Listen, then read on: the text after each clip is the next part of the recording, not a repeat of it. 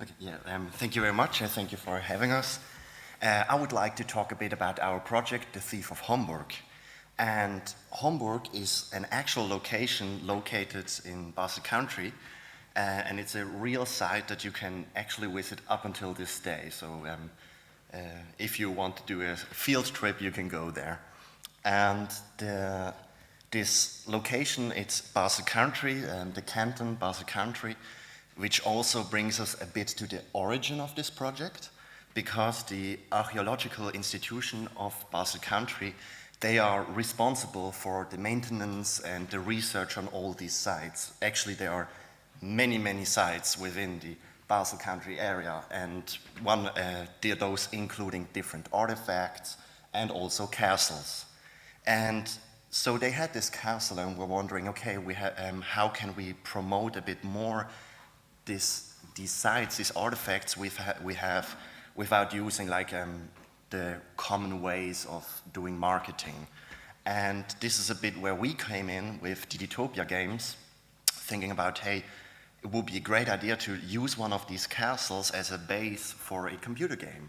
And they actually had for many years, the idea was floating around in their office, let's make a game. And so we decided, hey, you know what, let's go for it and actually try to do something. And this also brings in, because of the site, it also brings in the Bureau of Tourism of Basel Country, just their responsibility to promote the canton and all its sites and touristic attractions. And from there we went on with figuring out, okay, so we have this castle, and let's make a game. But what is the game about? What kind of mechanics do we want to have? What kind of game should it be? And digging into a lot of material, like diaries of people who visited the castle in the 15th century, in the 17th century, we actually came across a really interesting story, which was about a local huntsman who had a big argument with the local bailiff, der Vogt. So bailiff is the guy who was responsible for the castle, and they had a huge argument which escalated so far that in an act of revenge, the huntsman broke into the castle on a Saturday morning and trying to grab values out of the citadel in the middle of the location. And so we thought, oh, that's a really nice story, let's go with that. And we took this as the base of the story. So we had the castle, and based on all the research we have, we tried to do a really precise reconstruction of the site and turned this entire thing into a stealth game. And here's some gameplay footage about the game. It doesn't have sound, so I can talk a bit over it. So you, as the huntsman, as the thief, you start outside of the castle in the woods and try to get into it.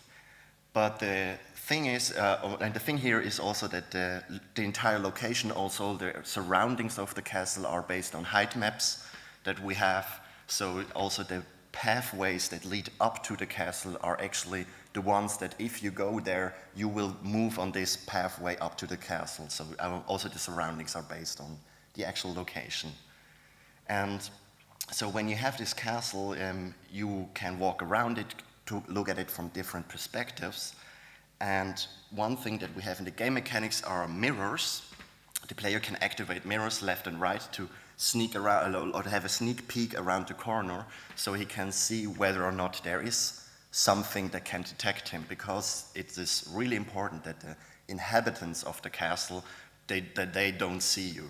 So here's one of the local servants, one of the models, and she is walking around there, and if she detects you, you lose the game. So yeah, you can try to make your way into it without being detected.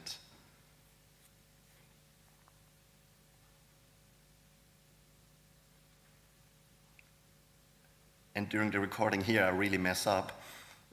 And, and then I got caught. And then you have like a point system, and this point system is based because we want the player to really look at the different rooms that are in this castle. We have a point system based on how many areas, how many rooms of the castle did you explore, did you get into, and also the items that are within the rooms, you get scores for each item you take a look at.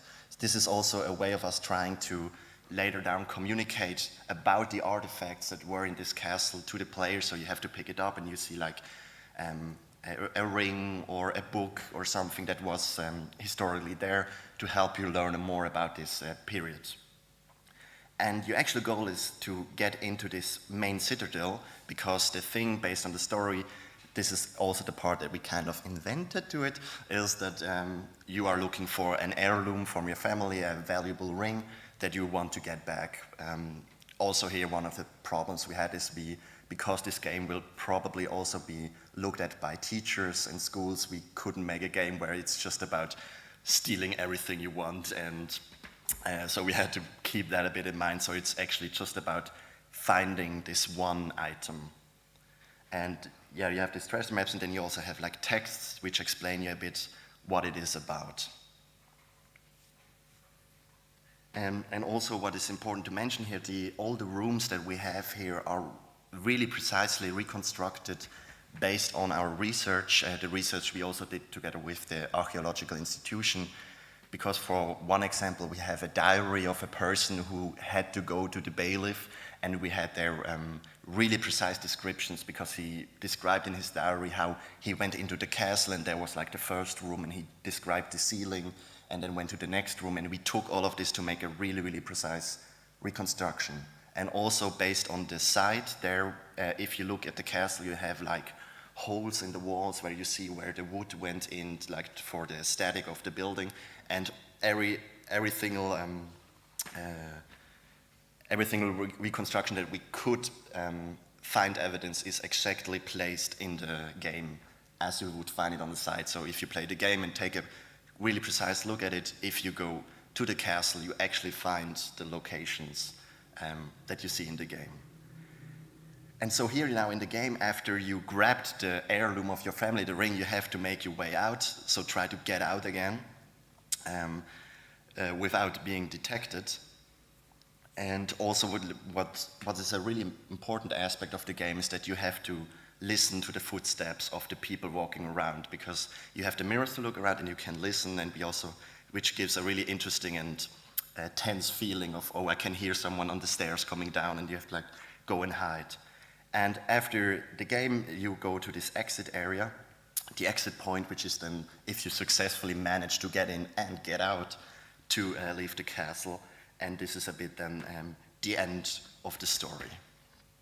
And then in the end, you have the end story and then your score.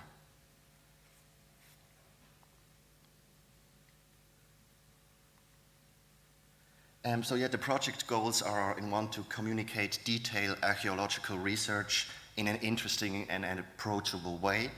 And also, because it's part of the archaeological institution, part of their task given by the government is to provide educational material to the population. So it's also a way of providing educational material about our local Swiss history. And also for the Bureau of Tourism and also for the archaeological institution to promote this destination as a tourist attraction. For the timeline, what we saw here in the game was basically the early prototype. We worked on it for around 4 months. And so we started with a concept in late 2021, made the prototype early 2022, and right now it's a bit in a break. We are looking for financial support to finalize the entire project. And if everything goes well, we are looking for a production to continue the production, full production in mid-2023, and then going on a release around 2024. And yeah, if you're interested or know somebody who will be interested to get involved into this project, then please, yeah, feel free to reach out under contact@digitopiagames.com. This is the email address of our company, and the website, thiefofhomburg.com. Thank you very much for your attention, and I'm looking forward to your question.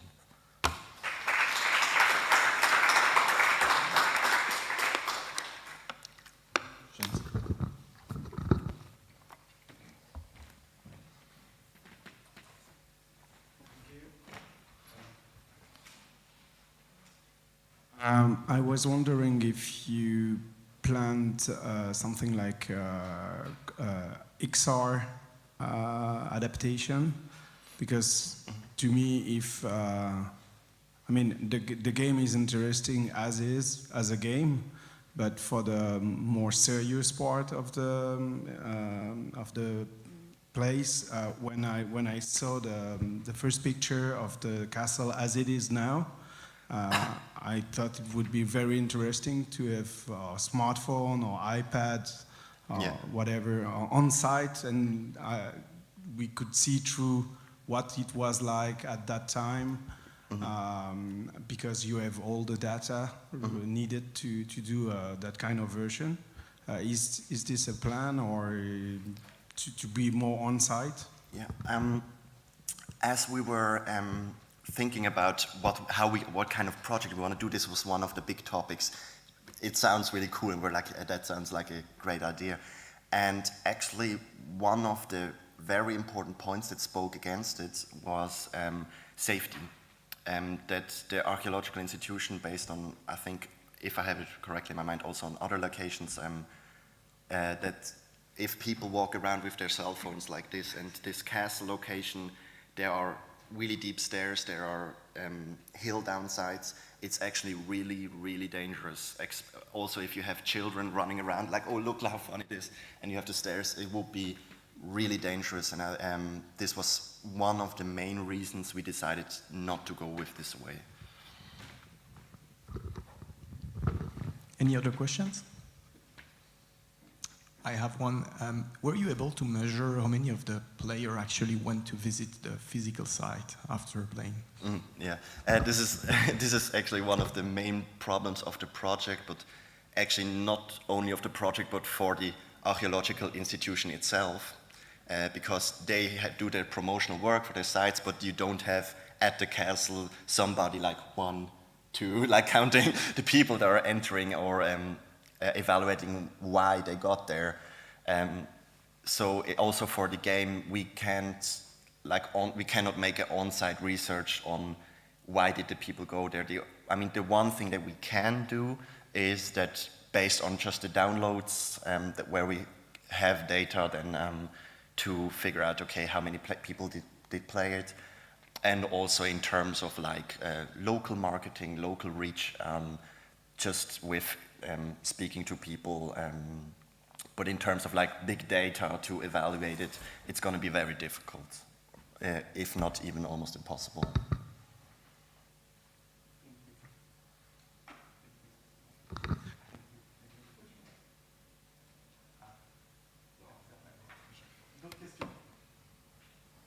If not, I would like to thank you very much. Sorry, I speak French. Yeah, no problem. Yeah, thank you very much.